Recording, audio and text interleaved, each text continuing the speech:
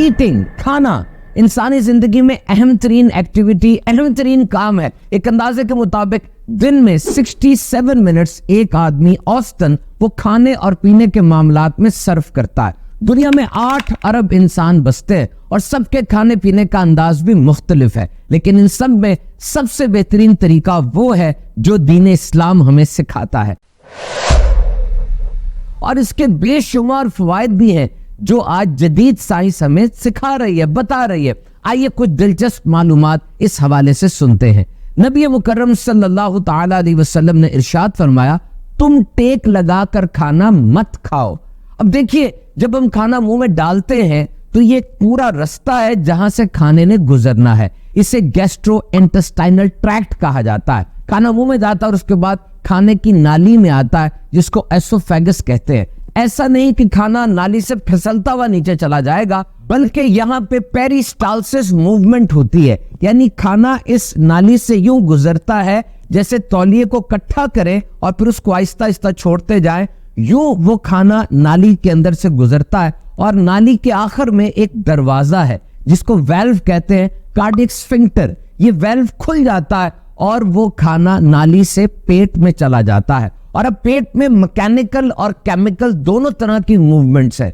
खाना मूव करता है, पेट कंट्रैक्ट करता है, एक्सपैंड करता है, कभी सुकड़ता है, कभी फैलता है और वो खाना पेट में 40 मिनट से 2 घंटे तक रहता है और फिर पेट से उससे छोटी आंत में चले जाना है। अब ये जो खाना पेट में है, यहाँ मुख्तलिफ किस्म के तेजाब और एंजाइम्स आ जाते हैं। हाइड्रोक्लोरिक एसिड है, एमएलएस, लाइपेस, बाइल वगैरह, और इस खाने के ऊपर एक्शन शुरू होता है।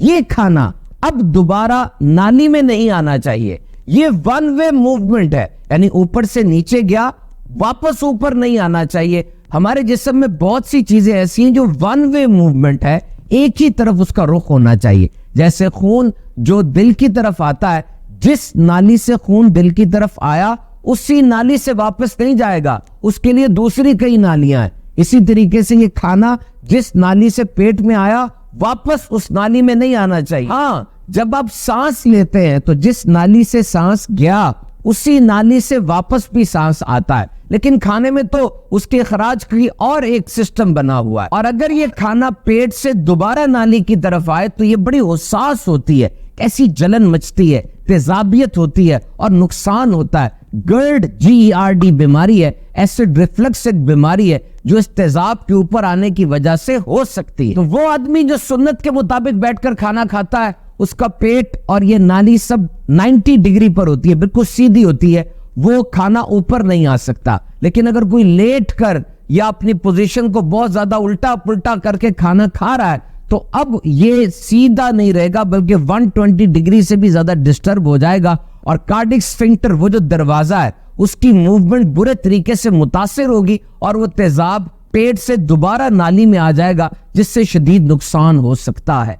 और अगर बहुत ज्यादा पेट भर के खाना खा लिया जाए तब भी पेट में प्रेशर पड़ेगा, और अगर ये खाना पेट से दोबारा नाली की तरफ आता है तो बहुत ज्यादा फर्क पड़ेगा, नुकसान हो सकता है।